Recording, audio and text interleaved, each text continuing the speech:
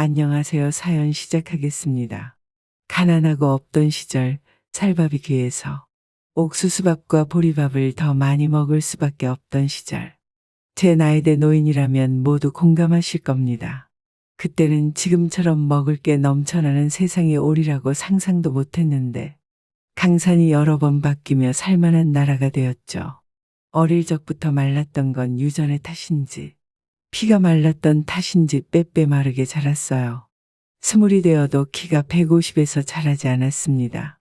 그 당시 결혼은 지금처럼 여러 사람과 연애하고 결혼 상대를 선택하는 시대가 아니었기 때문에 얼굴 몇 번 보고 바로 결혼하게 되었죠.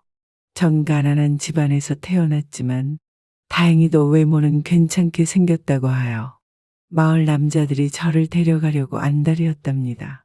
그중 마을에서 제일 가는 부잣집 아들이 저희 집으로 찾아와 저와 결혼하고 싶다며 인사를 오게 되었습니다. 부모님은 제 인생의 기회라며 당장 시집을 가라고 하셨고 저도 부모님 말씀을 따르는 게 당연하다고 생각해서 잘 알지도 못하는 부잣집 남편에게 시집을 가게 되었습니다. 가난한 사람들이 많던 시절이니 결혼식도 올리지 못하고 살림만 차린 부부들이 많았는데 저는 전통을 따라 호화스러운 결혼식을 올리게 되었습니다. 그리고 대저택 같은 시댁으로 들어가 시집살이를 하며 제2의 인생을 시작하게 되었죠. 시부모님은 그 시대 어른들처럼 매우 엄격하고 보수적인 분들이셨어요. 저는 조신하게 집에서 살림하고 남자를 내조하며 건강한 아들을 낳아야 한다는 말을 들으며 살았습니다. 시집살이가 힘들긴 했지만 시어머니가 시키신 일들을 눈치 빠르게 해내며 버텼습니다. 가장 좋았던 점은 쌀밥을 매일 먹을 수 있었다는 것이었죠. 먹는 것에 한이 맺힌 저로서는 시집살이가 아무리 힘들어도 삼시세끼 밥만 잘 먹으면 행복하다고 느꼈습니다. 그렇게 시집살이가 몇 달 지나자 시부모님은 아이를 가져야 한다며 눈치를 주셨습니다. 남편과 전 금실이 좋은 부부였기 때문에 얼마 지나지 않아 임신에 성공했습니다. 제가 먹는 음식들은 더 푸짐해졌습니다. 만삭이 되어 출산을 준비하는데 시어머니가 저에게 흥미롭듯이 말씀하셨어요. 애미야, 이번에 아들을 낳으면 좋겠지만 만약 딸을 낳더라도 괜찮다. 아이는 얼마든지 많이 낳을 수 있으니 너무 염려 말거라.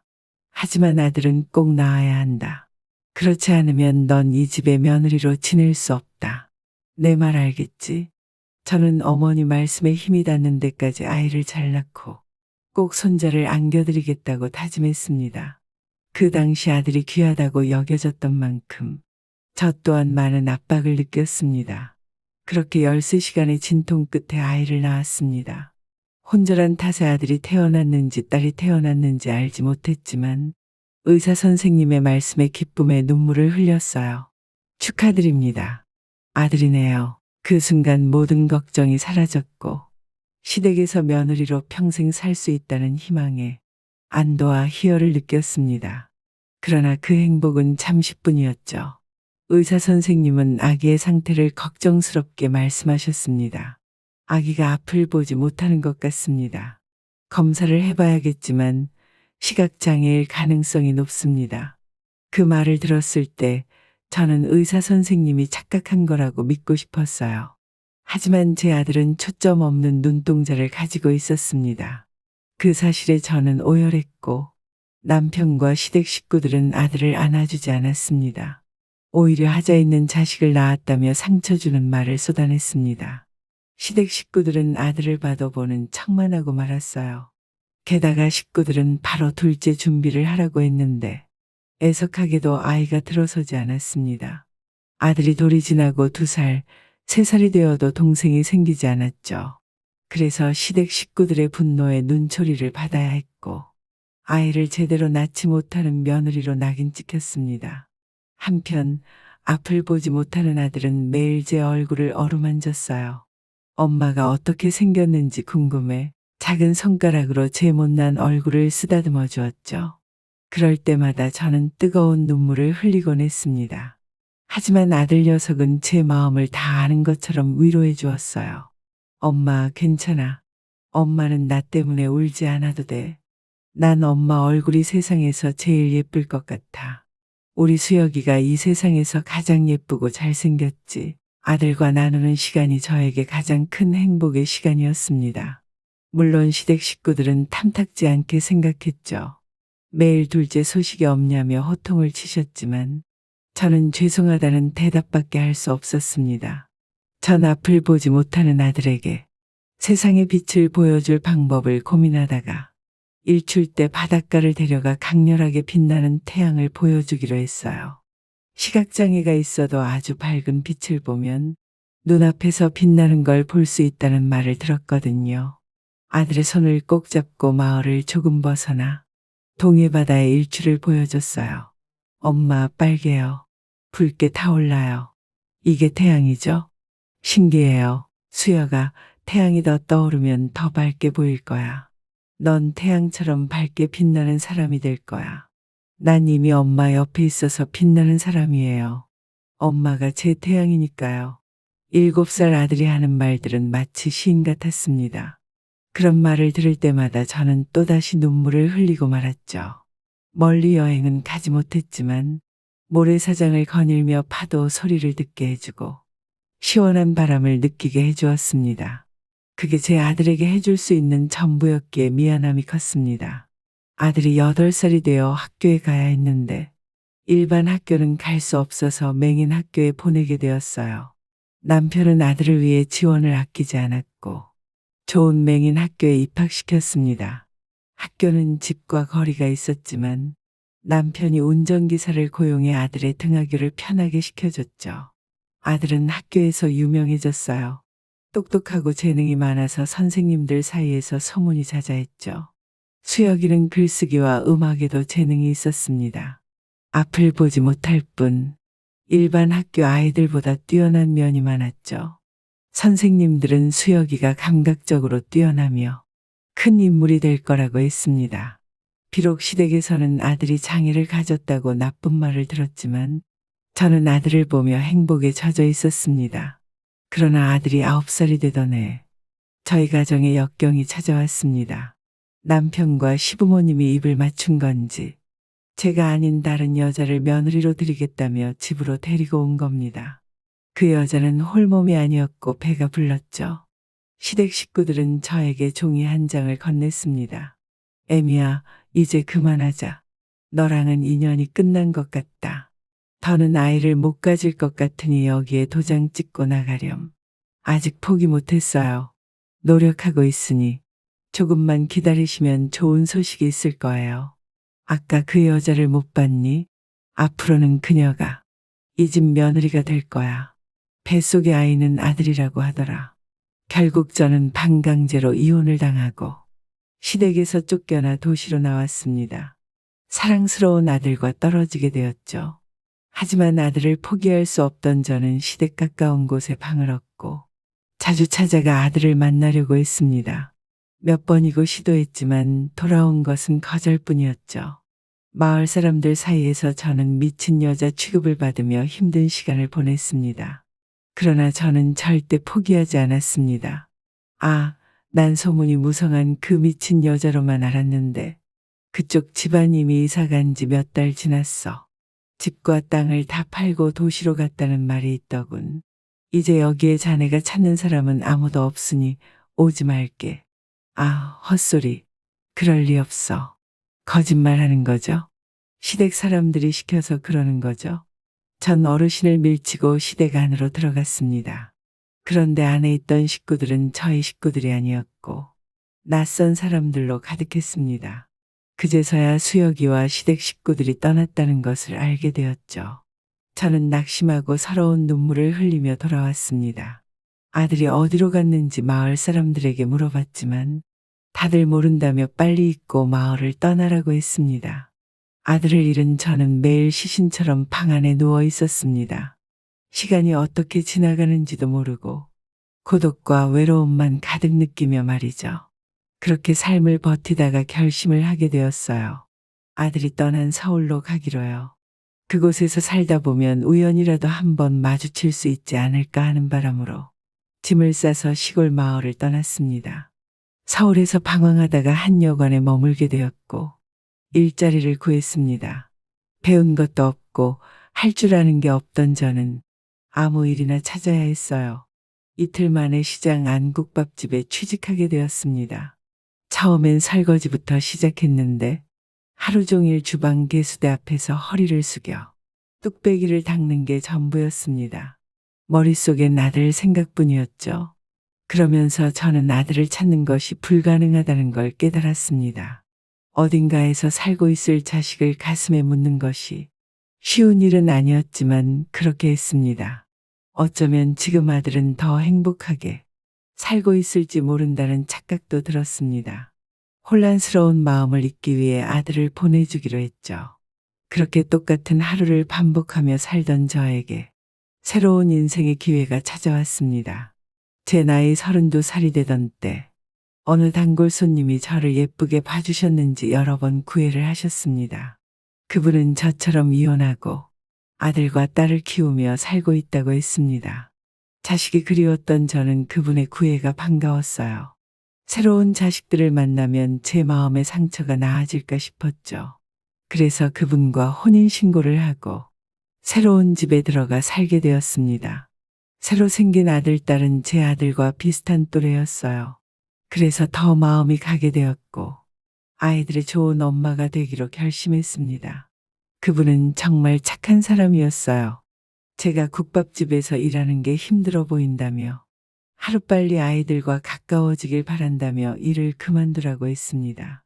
저는 아이들과 많은 시간을 보내게 되었어요. 잃어버린 아들 수혁이에게 해주지 못한 추억들을 선물하려고 애썼습니다. 아이들도 저를 잘 따라주었고 제 마음의 빈자리를 채워주었습니다. 세월은 흘러 아들과 딸이 시집과 장가를 가게 되었고 남편과 저는 둘만의 시간을 보내게 되었습니다. 남편은 아들, 딸에게 거의 모든 재산을 물려주고 저희는 소소한 노후 자금만 남기고 은퇴했습니다. 하지만 아들과 딸이 결혼하고 나서 저희 집에는 거의 찾아오지 않았습니다. 마음 약한 남편은 자식들에게 아낌없이 퍼주었죠. 여보, 민철이랑 민지가 너무 변한 것 같아. 그렇게 착한 애들이 결혼하고 나서는 찾아오지도 않고 돈만 요구해. 사는 게 힘들어서 그런가 보지. 아이, 그나마 당신이 재산을 남겨놓은 게 있었으니 다행이지. 이제 우리한테는 이 작은 집뿐인데 당신에게 아무것도 해주지 못해 미안해. 당신이 고생해서 번 돈을 자식들한테 주는 게 당연하지. 그렇게 조용히 지내던 중 남편이 췌장암 말기라는 진단을 받았습니다. 암세포가 온몸에 퍼져서 수술도 항암 치료도 불가능하다는 말에 남편은 조용히 떠나고 싶다고 했습니다. 그는 끝까지 제 곁에서 따뜻한 말로 저를 위로하며 세상을 떠났습니다. 남편이 세상을 떠난 후 아들과 딸이 찾아왔습니다. 암 소식을 알렸을 때는 오지 않았지만 남편이 떠나고 나서야 찾아온 겁니다. 저는 미운 마음보다는 그들이 저를 찾았다는 사실에 기뻤습니다. 민철이, 민지야, 엄마가 밥 해줄게. 오랜만에 우리 다 같이 먹자. 저는 신나서 밥상을 차렸고 아이들은 저에게 할 말이 있는 듯 앉아 있었습니다. 그날 우리는 오랜만에 함께 식사를 하게 되었습니다. 하지만 아들 녀석이 제 허를 찌르며 놀라운 이야기를 꺼냈습니다. 엄마, 돈 좀 해주세요. 저희가 애 낳고 사느라 돈 들어가는 데가 한두 군데가 아니네요. 그래서 민지랑 같이 장사 좀 해보려고 식당을 차렸어요. 아버지 보험금으로는 좀 부족해서 도와줬으면 하는데요. 그렇구나. 아이쿠, 그런데 어쩌지. 엄마가 현금이 없어서 말이야. 주고 싶은 마음은 굴뚝 같은데 부족하고 못나서 미안하다. 제가 한숨을 쉬며 대답하자 딸아이가 말문을 열었습니다. 돈이 없어? 이 집은 우리 앞에 줄 서 있는 거잖아요. 엄마는 여기서 공짜로 지내고 있고 아빠 돌아가셨으니 우리가 받아야 정당한 게 아닌가 싶어요. 그제서야 아들, 딸이 저를 찾아온 이유를 알 수 있었습니다. 남편과 제가 함께 산 집을 팔고 그 돈을 달라고 온 것이었죠. 제가 어디로 가든 상관없다는 듯 말하는 자식들이 섭섭하고 안타까웠습니다. 그래도 20년 넘게 함께한 세월이 있어서 엄마라고 생각해 줄 알았는데 저만의 착각이었던 것 같았습니다. 그래, 이제 집을 팔도록 할게. 오늘 내일 부동산에 내놓을 테니까 팔리면 바로 돈을 줄게. 하지만 민철이, 민지야, 엄마가 부탁 하나만 하자. 엄마를 남처럼 대하지 말아줘. 넌 진짜 내 자식이잖니. 다음에 밥 먹고 싶으면 언제든지 전화해. 엄마가 맛있게 차려줄 테니까. 아이들은 집이 팔리면 바로 돈을 넣으라는 말만 남기고 떠났습니다. 그렇게 저는 빈털터리가 되었고 보증금도 거의 없는 작은 원룸에서 지내게 되었어요. 참 바보 같다고 생각하는 분들도 많겠지만 저는 자식들에게 아낌없이 주고 싶어서 이런 결정을 내렸답니다. 돈이 없으니 생활전선에 뛰어들 수밖에 없었고 식당 종업원으로 들어가게 되었습니다. 바쁘게 사는 재미도 있었고 수다를 떨 친구들이 있어서 삶이 만만치 않다는 걸 느끼며 살았습니다. 1년 동안 열심히 일한 덕에 시급도 오르고 4대 보험까지 들어줘서 만족하며 지냈습니다. 그런데 이번에 제 몸에 적신호가 왔어요. 머리가 어지럽고 속이 메스껍고 구토까지 했고 소변도 제대로 보지 못할 정도로 건강이 나빠졌습니다. 병원에 가보니 신부전증이라면서 혈액투석과 약물 치료를 권했습니다. 의사 선생님은 제 신장 상태가 좋지 않다고 하며 신장 이식까지 염두에 두라고 했습니다. 그래도 저는 금세 좋아질 거라 믿고 매주 투석을 받으며 병원을 다녔습니다. 그런데 여기서 또 문제가 생겼습니다. 바로 병원비였죠. 민철이와 민지에게 집을 팔고 돈을 줄 때 사정이 좋지 않아서 들어놓은 보험을 모두 해약했기 때문에 치료비를 제 돈으로 충당해야 했습니다. 몇 차례 투석을 하고 나니 통장 잔고가 바닥이 나기 시작했습니다. 그래서 살고 싶은 마음에 아이들에게 도움을 요청했습니다. 민철아, 엄마야, 잘 지내지? 다름이 아니고 엄마가 지금 신부전증을 앓고 있어서 병원비가 좀 필요한데 도와줄 수 있겠니? 그러나 돌아온 대답은 냉정했습니다. 엄마 아직도 엄마라고 착각하시는 거예요. 아버지 돌아가셨을 때 이미 우리와는 끝난 거예요. 더는 돈 얘기하지 마세요. 아들의 말을 듣고 저는 더 할 말이 없어 전화를 끊었습니다. 딸에게 전화해도 같은 반응일 것 같아서 연락하지 않았어요. 그렇게 투석을 받으러 다니다 보니 저와 비슷한 연령대의 사람들이 자주 보였고 그들 가족들과도 친해졌습니다.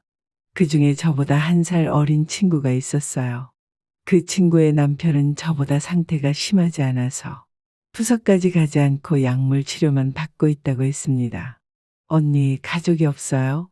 요즘 보호자들 많이 오던데 아들, 딸이 있긴 한데 바빠서 못 보고 살아요. 그래도 난 잘 지내고 있어. 엄마가 이렇게 아픈데 자식들이 와줬으면 좋았을 텐데.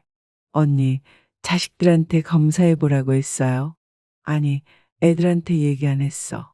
바쁜데 방해될까봐. 동생 같은 친구는 고개를 끄덕였고 병원에서 같이 시간을 보내면서 이야기를 나누었어요. 그 친구는 제가 웃을 수 있도록 도와줬고 아픈 것도 잊을 만큼 재미있는 시간을 보냈습니다.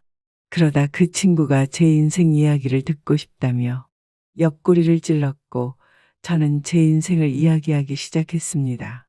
가난했던 어린 시절 부잣집에 시집가서 앞을 보지 못하는 아들을 낳은 이야기, 그리고 이혼 후 새로 만난 자식들과의 추억들, 마지막으로 남편의 죽음과 재산을 모두 준 이야기까지. 그러자 동생은 깜짝 놀라며 민철이와 민지를 흉봤습니다. 저는 웃으며 이미 다 지난 일이라 괜찮다고 말해주었습니다. 그리고 항상 지니고 다니는 아들 사진을 보여줬죠. 당연히 제가 가지고 다니는 사진은 수혁이 사진이었습니다. 그런데 친구가 사진을 보더니 놀라며 말했어요. 언니, 이 사람이 언니 아들 맞아? 혹시 이름이 이수영 맞아? 너 수혁이 이름을 어떻게 알아? 언니 아들 모르는구나. 텔레비전에 나왔어. 이 사람 되게 유명해졌어. 잠깐만, 내가 보여줄게. 그 친구는 병실에 다녀오더니 묵직한 책 한 권을 들고 왔습니다. 언니, 이거 봐. 100마디 말보다 눈으로 한번 보는 게 좋을 거야. 뭔데 그래? 친구가 내민 책 표지에는 이수역 자서전이라는 제목이 쓰여 있었습니다. 정말 설마 하는 마음으로 책장을 넘겼습니다. 그런데 첫 장부터 제 아들 수역의 어린 시절 사진이 보이더군요. 그리고 다음 장을 넘기며 읽어보니 제 아들이 오페라 가수가 되었더라고요. 실력 있는 오페라 가수로 정평이 나 있어서 많은 경력들이 기록되어 있었습니다. 앞을 보지 못하지만 음악으로 세상을 보며 살아온 것입니다. 순간 온몸에 소름이 돋고 눈에는 눈물이 주르륵 흘러내렸습니다.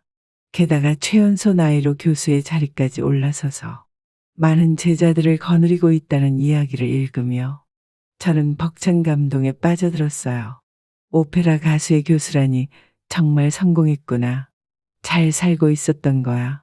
내가 수역 인생에 끼어들지 않은 것이 옳았어.